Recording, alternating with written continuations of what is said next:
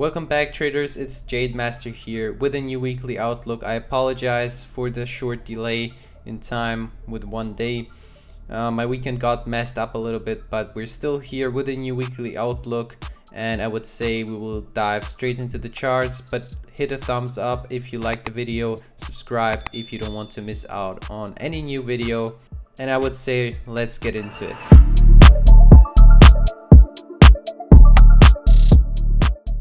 I will quickly go over the monthly time frame on the S&P 500 E-mini futures.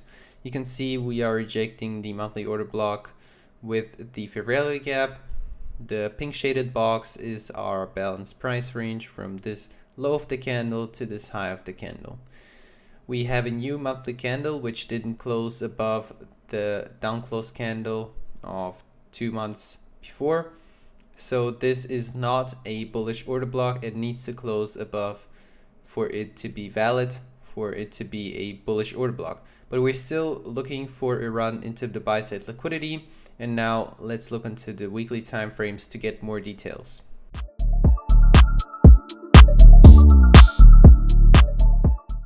On the weekly chart, you see a little bit more lines, but as you can see, last week we outlined the weekly order block. We perfectly traded into it on Tuesday and then rejected higher as anticipated. And as I already said 2 or 3 weeks ago, we have the potential to reach into the buy side liquidity pool during the NFP week, and that's what we did.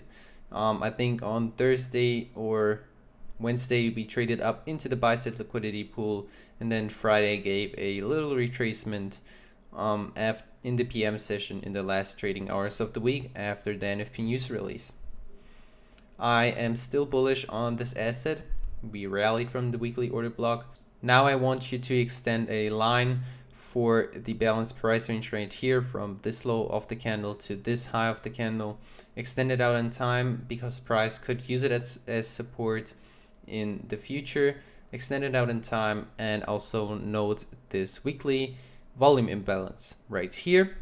Price could trade into it, open up with the new week, and then trade higher again, taking out or targeting this buy side liquidity. So keep these 2 levels in mind and you should be good to go. Now let's go into the daily to refine our levels.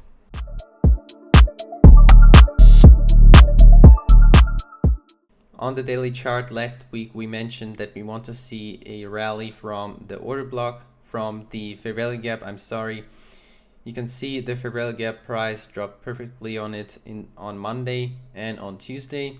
Tuesday formed the low of the week and then traded higher. Perfect Tuesday low of the week profile. Very, very clean. You can study it by yourself. Wednesday dips one more time into it and then rallies off, taking out the buy side liquidity on Thursday. We recently took out this big buy side liquidity pool with the relative equal highs on the weekly and daily chart. So we could see a more deeper retracement than usual. So keep this in mind.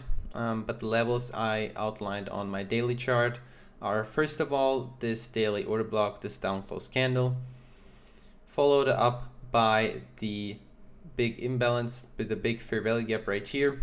I just marked it out with these dotted lines.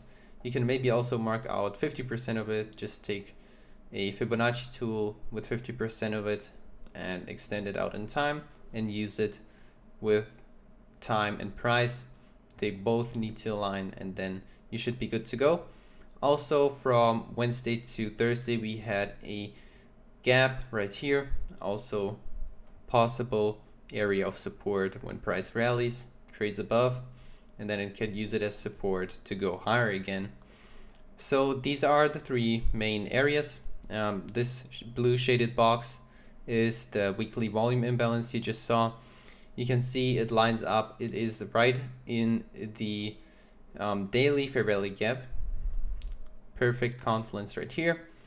Watch out for all of these areas and see when time and price align.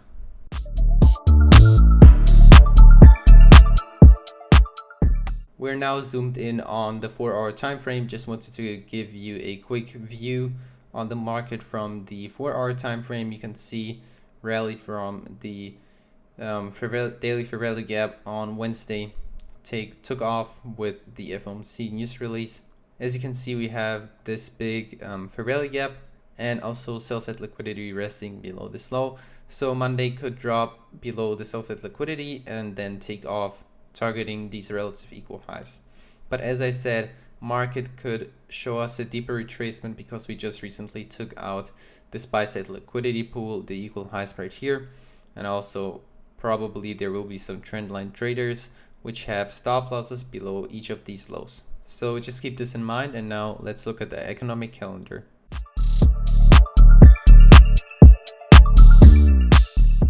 This week looks a little bit more chilled than the last one. On Monday we have no news releases coming up, so maybe wait for 9:30 or just stay out on Monday and see what price action offers you, so you have a better view on Tuesday.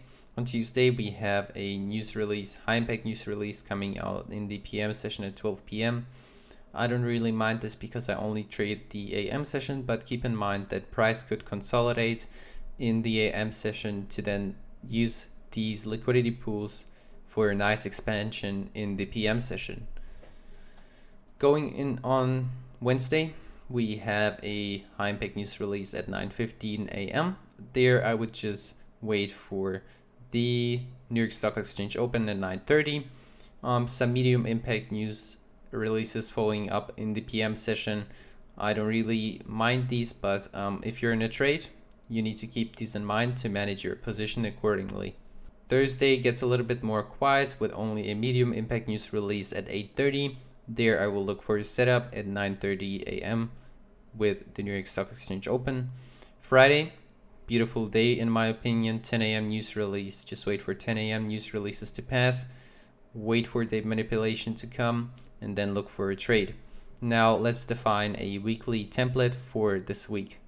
I decided myself to go with the classic Tuesday low of the week profile. It's a bullish profile, of course, because our bias is bullish. How to anticipate this profile? You need to know the higher time frame discount arrays. And when the market fails to drop into that array, odds are Tuesday will likely see the drive lower, Tuesday or London or New York session.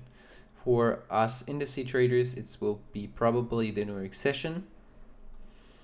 As I said, market can show us a deeper retracement as it took out the big buy side liquidity pool.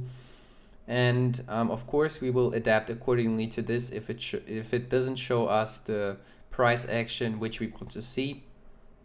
But I will go with the classic Tuesday low of the week for now. And I will update you on my Telegram channel. Link is in the description below this video. I will update you there if my view changed on the market.